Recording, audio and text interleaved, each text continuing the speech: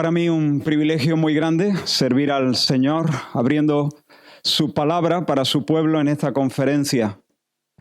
Este año no podemos abrazarnos y adorar juntos bajo un mismo techo, pero donde quiera que estemos, en diferentes locales o en casas particulares, podemos concertar nuestros corazones y vibrar juntos, llenos de pasión por el Rey Jesús y por el Evangelio.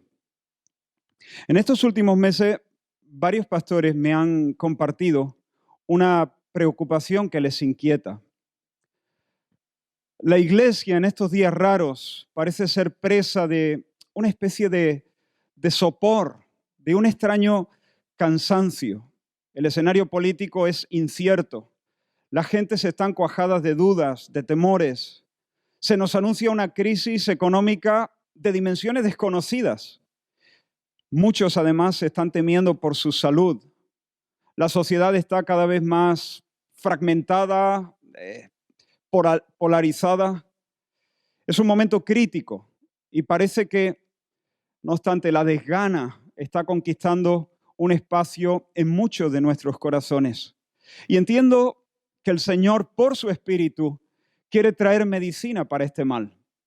Y os invito a abrir las Escrituras en el Evangelio de Lucas, el capítulo 22, Lucas capítulo 22 y versículos del 39 al 46. Lucas 22, 39 al 46. Y dice la palabra del Señor: y saliendo se fue, como solía, al monte de los olivos. Y sus discípulos también le siguieron. Cuando llegó a aquel lugar les dijo: orad que no entréis en tentación. Y él se apartó de ellos a distancia como de un tiro de piedra, y puesto de rodillas, oró diciendo: Padre, si quieres, pasa de mí esta copa, pero no se haga mi voluntad sino la tuya. Y se le apareció un ángel del cielo para fortalecerle. Y estando en agonía, oraba más intensamente, y era su sudor como grandes gotas de sangre que caían hasta la tierra. Cuando se levantó de la oración y vino a sus discípulos, los halló durmiendo a causa de la tristeza, y les dijo: ¿por qué dormís? Levantaos y orad para que no entréis en tentación. Vamos a orar un momento. Señor, al abrir tu palabra, corremos a ti. Corremos a ti, Señor. Necesitamos oír tu voz, por eso abre nuestros oídos. Señor, comunícanos tu vida para que seamos corregidos, para que seamos sanados, para que podamos vivir para tu gloria. Bendice hoy a tu pueblo en el nombre de Jesús. Amén. Amén. Hermanos, estamos en Getsemaní y el momento es crítico. Jesús sabe que Judas irrumpirá en breve en el huerto presidiendo a sus captores. Sabe que durante el resto de la noche y las primeras horas del viernes le van a maltratar sin compasión. Y luego vendrá la desnudez, la cruz y sus hierros, la muerte, la tumba. El sufrimiento físico será atroz. Pero el Señor no teme al látigo, no teme a los clavos. Y sin embargo se agita, tiembla, se tensa, suda, se espanta al pensar que su Padre le fruncirá el ceño en el Calvario. En la cruz tendrá que beberse el infierno. Su Abba le negará el beso y caerá sobre él con espada, fuego, azufre y viento abrasador, los juicios de Dios sobre él. Y en este trance, el Señor pide a sus discípulos que velen con él en oración. Pero cuando después de un rato vuelve a ellos, una hora más tarde, los encuentra dormidos. Tanto Mateo como Marcos nos dicen que los halló durmiendo porque los ojos de ellos estaban cargados de sueño. Comenzaron a orar, pero poco a poco su oración fue transformándose en un bostezo y luego en un ronquido. Estaban cansados, sus cuerpos no daban para más. Pero el Espíritu Santo usa a Lucas para darnos un dato complementario que nos ayuda a tener una visión más penetrante de esta escena. Lucas 22:45, lo hemos leído. Dice, cuando se levantó de la oración y vino a sus discípulos, los halló durmiendo, presta atención ahora, los halló durmiendo a causa de la tristeza. Sí, tenían sueño, el cansancio era real, pero la causa de esa fatiga no era que el cuerpo había consumido todas sus energías. Dormían vencidos por la tristeza. Los párpados pesaban porque les pesaba el alma. ¿Están agotados? Sí. ¿Pero por qué? ¿Por qué? ¿Acaso arrastran falta de sueño? ¿Han estado cortando leña desde el amanecer hasta la puesta de sol? No. No, la falta de energía se debe no a un desgaste físico, sino a un estado de ánimo. Un estado de ánimo. Bostezan y cabecean porque están descorazonados, están abatidos. Hermanos, hay un cansancio natural que aparece cuando el cuerpo consume sus reservas. Y haremos bien en entender y respetar los ciclos de trabajo y descanso que el Señor nos ha fijado. Quien no respete esos límites se va a ver metido en un problema multifacético más pronto que tarde. Pero hay un cansancio que tiene su origen en una depresión del alma. El cuerpo y el espíritu humano interactúan de manera muy íntima y cuando el alma se desploma, el cuerpo pierde fuelle y se aletarga. Seguramente muchos de los que escuchan este mensaje conocen este doloroso letargo. Apenas pueden tirar de su cuerpo por momentos. Viven su jornada arrastrando los pies. Agonizan hasta alcanzar el mediodía y al caer la tarde se dejan caer en el sofá como si hubieran subido el Everest. No están enfermos, duermen bien. ¿Qué es lo que pasa? ¿Por qué persiste esa falta de energía? Y quizá piensan, tendré que hacerme un análisis. A lo mejor mi organismo está falto de algo. Tal vez el médico pueda recetarme algún reconstituyente o algo. Y desde luego, con sabiduría, bajo el consejo del médico, podemos echarle una mano al cuerpo. Pero hermanos, en realidad la medicina que verdaderamente necesitamos no se vende en farmacia. Los discípulos en Getsemaní no necesitan Farmatón Complex o jalea real. Su mal se llama tristeza. Tristeza. Pero no una tristeza cualquiera, sino una tristeza muy particular. Ahora, ¿por qué digo que no es una tristeza cualquiera? Porque en cierto sentido, el hombre más triste en Getsemaní es Jesús, nuestro Señor. En buena medida, su agonía se debe a una pesada tristeza que inunda su corazón. Marcos nos dice en el capítulo 14, y tomó consigo a Pedro. Es la misma escena ahí en Getsemaní. Tomó consigo a Pedro, a Jacobo y a Juan y comenzó a entristecerse y a angustiarse y les dijo, mi alma está muy triste hasta la muerte. Quedaos aquí y velad. Mi alma está muy triste hasta la muerte. En otras palabras, me invade una tristeza mortal. Tengo una pena que me está aplastando.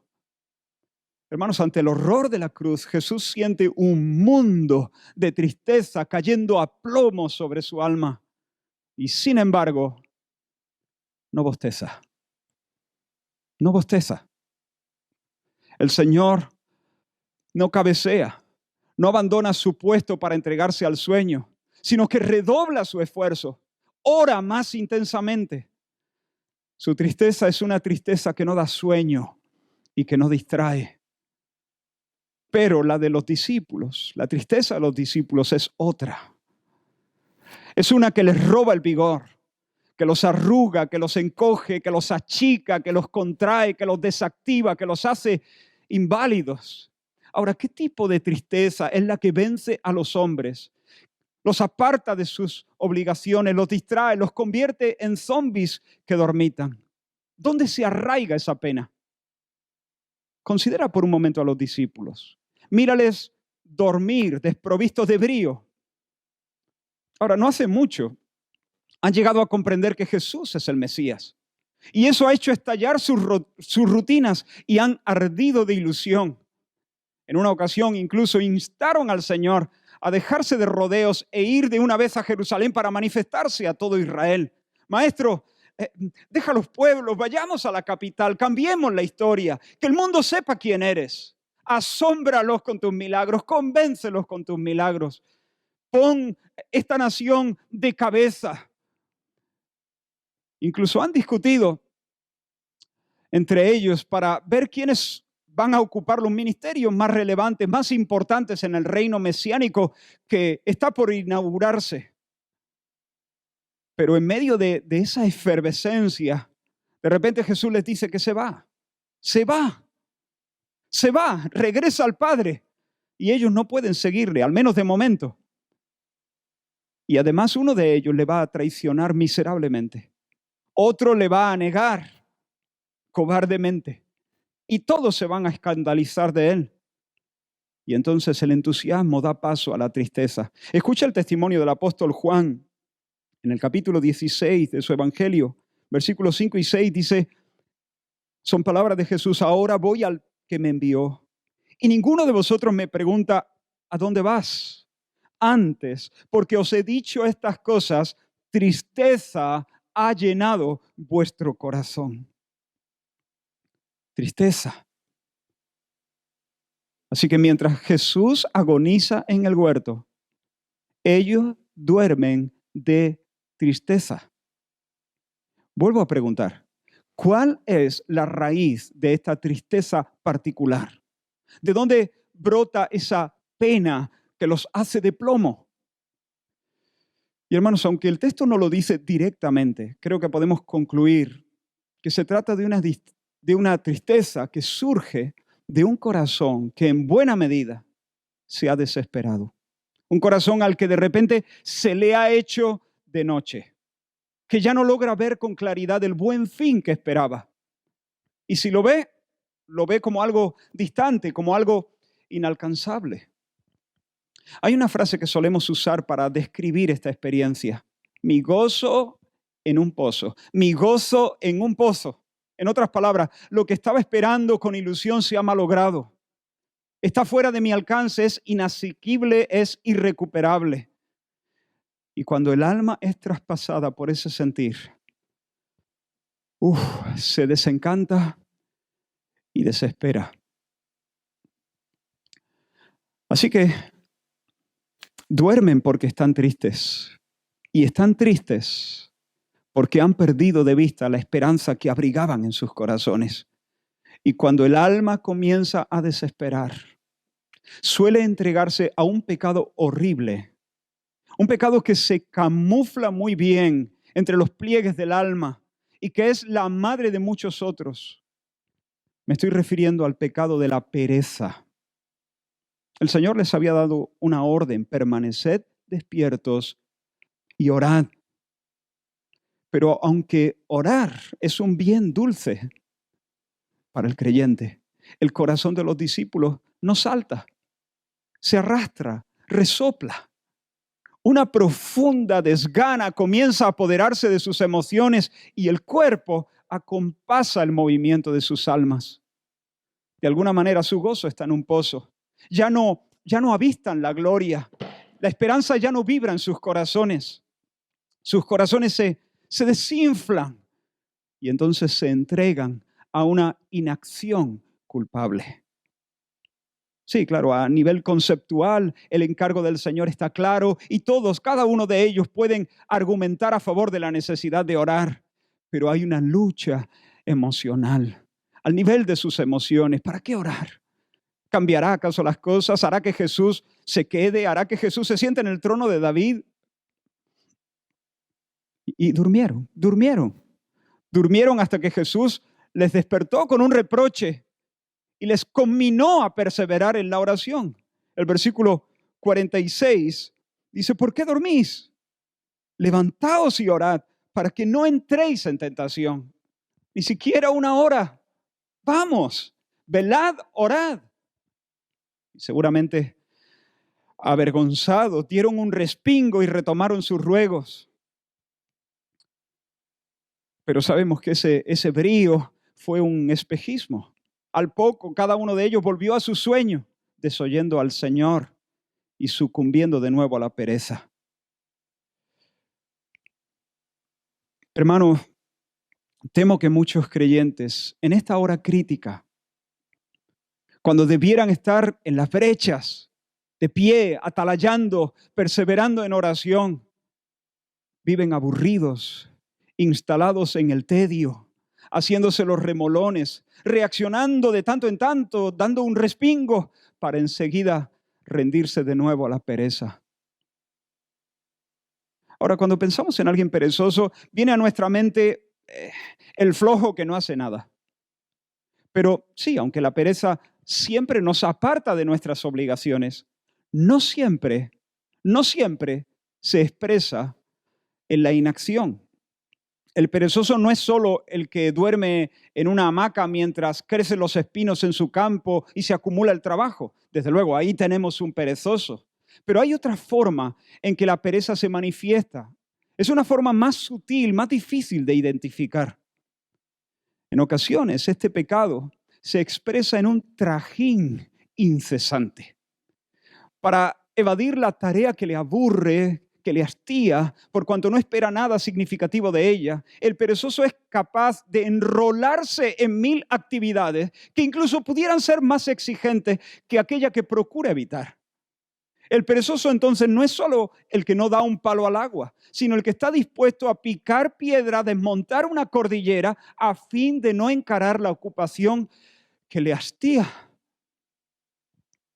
Hermanos, es la pereza muchas veces la que nos lleva a navegar en internet sin rumbo fijo, aparentemente ocupados en cosas importantes, pero en realidad eludiendo nuestra responsabilidad. Es la pereza la que nos impulsa a leer 1.000.000 de libros, 1.000.000 de artículos, asumir una actividad frenética que en el fondo, es una forma de distraernos, es una manera de escapar. Nos consolamos, sí, pensando que no estamos inactivos, estamos haciendo cosas, pero con todo estamos siendo perezosos. Nuestro arduo trabajo es una especie de vagabundeo, un curiosear sin rumbo, errático, que no es más que una evasión, una huida. Nos ocupamos para no ocuparnos. Así que el perezoso puede huir de ambas maneras, o cruzándose de brazos y dormitando, o dándose a 1.000.000 de actividades. Y cualquiera de esas respuestas puede ser el movimiento, la expresión de un alma inquieta por la tristeza. Hermanos, estoy convencido de que la pereza es uno de los principales pecados de la presente generación. Regresemos a Getsemaní. Hay 12 hombres tristes en ese huerto, todos.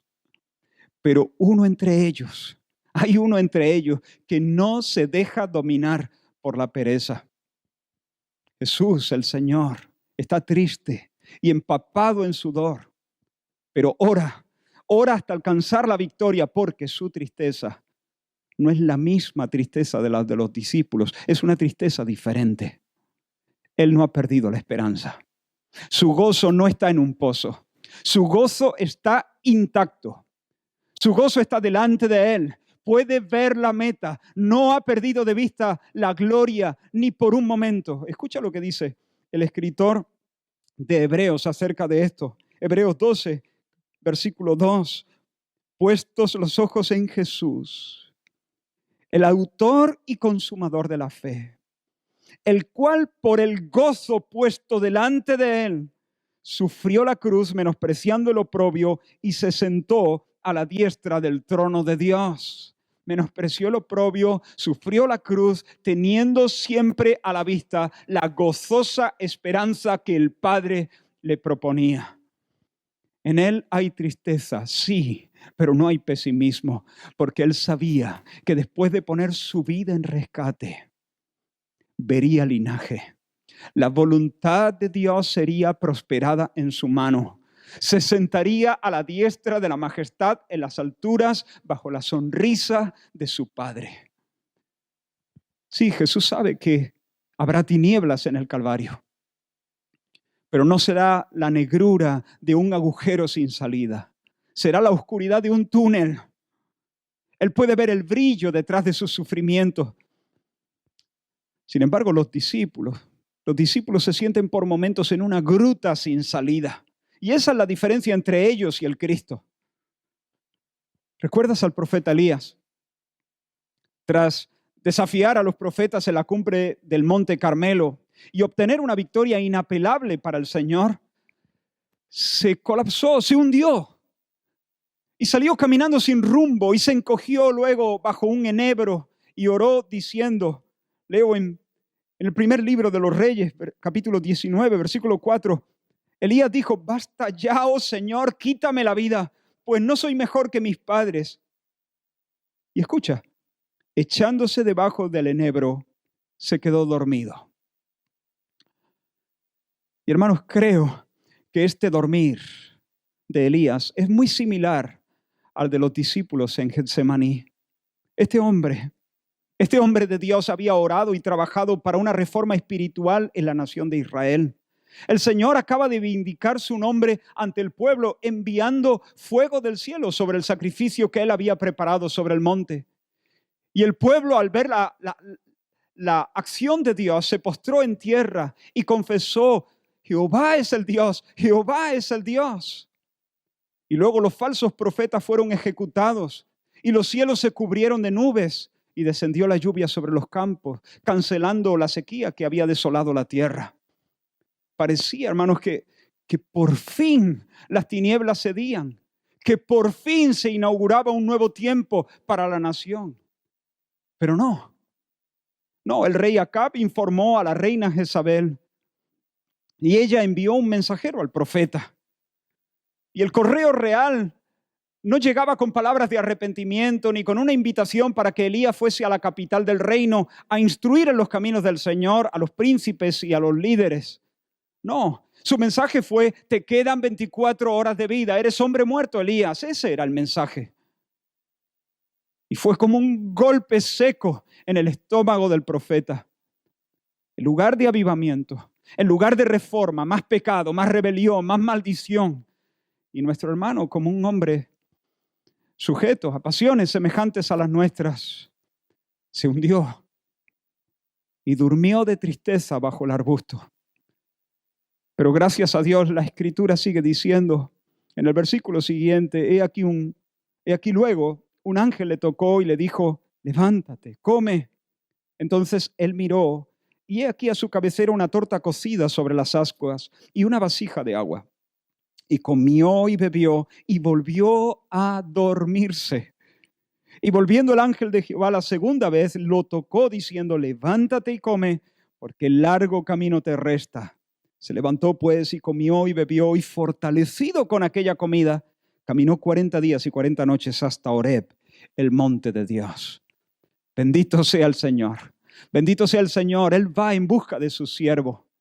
Elías sí ha abandonado su puesto como atalaya en Israel. Elías quiere escapar de la escena, pero Dios no le dice, Elías, eres patético. He cuidado de ti enviando cuervos para que te den de comer junto al arroyo de Querib.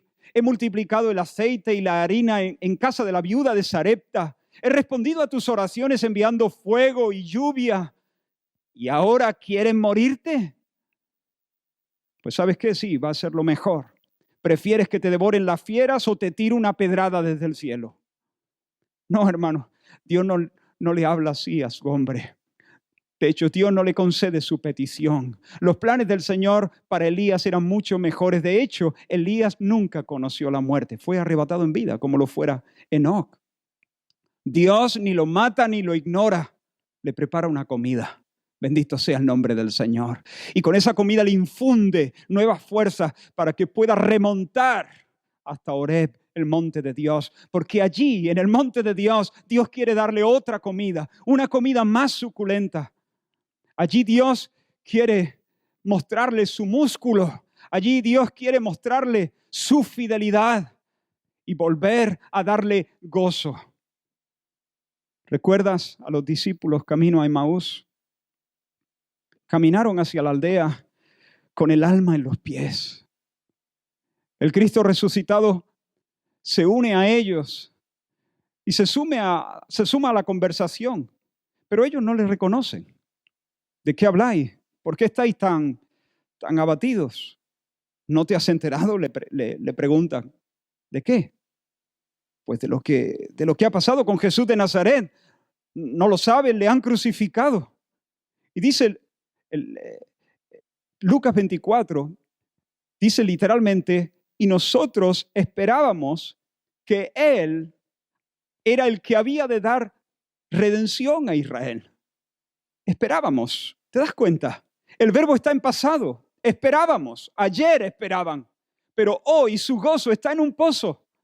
Ayer sus corazones ardían ante la expectativa de la redención de Israel, pero hoy se arrastran hasta la aldea cabizbajos, desanimados, encogidos, abucharados. Pero hermanos, el Señor, como hiciera con Elías, no los fulmina con un rayo por su incredulidad, sino que les da a comer la verdad de las Escrituras. Dice Lucas 24, 27, y comenzando desde Moisés y siguiendo por todos los profetas, les declaraba en todas las Escrituras lo que de él decían. Y a medida que ellos escuchaban lo que las Escrituras decían del Cristo, la llama de la esperanza se avivó en sus almas. Sus corazones comenzaron a arder. Y luego el Señor, ya en casa con ellos, se les reveló al partir el pan. Sus ojos fueron abiertos y le reconocieron. Ahora, era tarde. El día ya había declinado. La jornada habría sido bastante larga. Pero hermano, esos discípulos nunca se sintieron con tanto brío. En aquella misma hora, dice la Escritura, se levantaron para recorrer de vuelta los 12,5 kilómetros que los separaban de Jerusalén. Tenían que contar su experiencia a los demás. Y los imagino engullendo el espacio a toda prisa, derrapando en las curvas del camino. Y no han bebido Red Bull. Es el gozo del Señor. Si hubieran tenido que andar esa distancia encogidos por la tristeza a esa hora, se habrían dormido en algún recodo del camino o habrían buscado un enebro donde echarse y pedir la muerte. Pero hermanos, ahora estos discípulos están dilatados por la esperanza, dilatados por el gozo. El Señor ha destilado en sus almas la verdad de la palabra y han sido testigos del triunfo de Cristo sobre la muerte. Y se sienten recreados, vigorizados, estimulados. No hay pereza, no hay sueño, no hay actividades evasivas, no hay vagabundeo, hay brío, hay concentración. Oh, iglesia, y eso es lo que necesitamos en esta hora. Necesitamos brío, necesitamos concentración, pujanza, enfoque. Necesitamos pujanza y enfoque que desplacen el letargo y la distracción. Hermanos, quiero hablar al corazón de los que tal vez duermen cuando debieran estar orando. A los que se esconden bajo un enebro cuando debieran atalayar y profetizar. A los que caminan sin ánimo hacia Emaús cuando deberían estar corriendo hacia Jerusalén. Quiero de hecho hablar a mi propio corazón. Esa flojera es fruto de la tristeza, de esa clase de tristeza que emana de una esperanza débil o ausente. Y si ese es tu diagnóstico, solo hay un remedio para tu mal.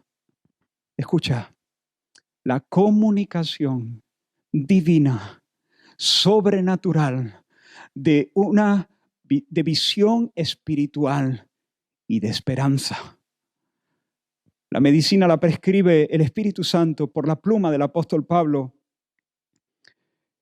En Romanos capítulo 15, versículo 13. Romanos capítulo 15, versículo 13. Y el Dios de esperanza Y el Dios de esperanza os llene de todo gozo y paz en el creer, para que abundéis en esperanza por el poder del Espíritu Santo.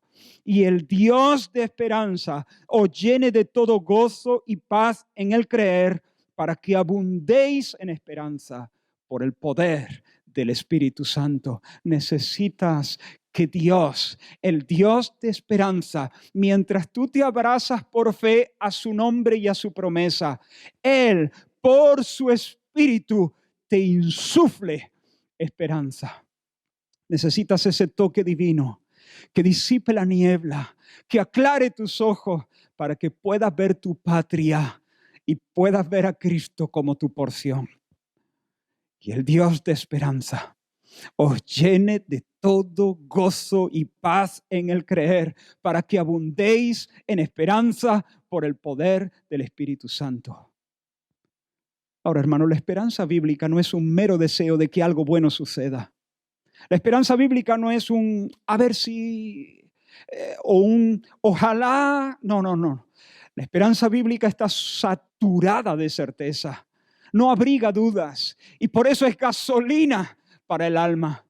Nos da alas. Es un ancla que nos afirma, porque aunque no sepamos armar el rompecabezas de nuestras circunstancias presentes, sabemos que el futuro no es incierto, no está en el aire. Aunque la higuera no florezca, aunque todo sea negrura, no estamos en una gruta, no estamos en una cueva sin salida. Es un túnel y de aquí a poco poseeremos plenamente el bien que esperamos, a Dios mismo. Este tipo de esperanza enciende el alma, la dilata, la vigoriza, la refresca. Y de esta manera, de esta forma, cuando la esperanza estalla, entonces somos llenos de gozo, de alegría, de paz. Entonces nos aquietamos.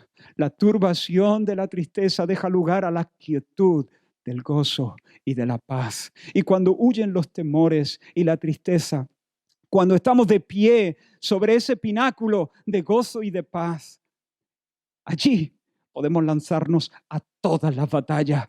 Podemos batirnos en duelo contra todos los enemigos espirituales. Cuando abundamos en esperanza, no solo vemos con claridad la meta, es que vemos también amable el camino, aunque esté lleno de dificultades, aunque estemos rodeados de situaciones desalentadoras.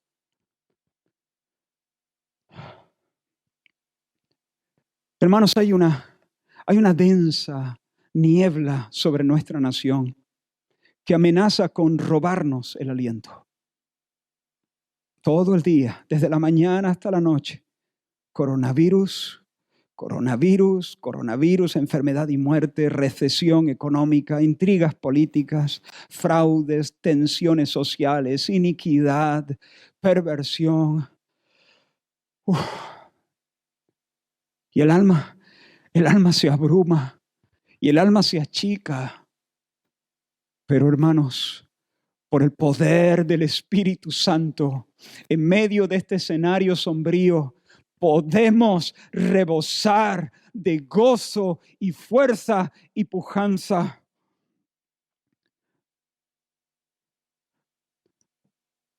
Mira el testimonio de Abraham. Se nos dice, él creyó en esperanza contra esperanza para llegar a ser padre de muchas gentes, conforme a lo que se le había dicho, así será tu descendencia. Contra toda esperanza, Abraham siguió esperando, asido de la promesa divina. Y esa esperanza le hizo caminar en línea recta hacia su patria. Y aunque no recibió en vida todo lo que se le había prometido, no se durmió de tristeza, ni anduvo dando vueltas, vagabundeando. Sabía que su gozo no yacía en el fondo de un pozo.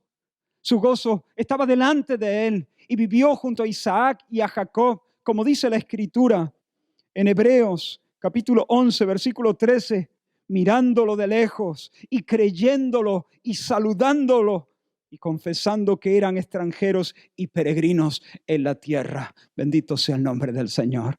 Hermanos, el que ha perdido la esperanza deambula, camina errante. Pero el que espera en Dios, peregrina, avanza como una flecha al blanco de la gloria. Tal vez sufrirá algunas tristezas, seguro que sufrirá algunas tristezas. Sí, podrá estar en apuros, mas no desesperado.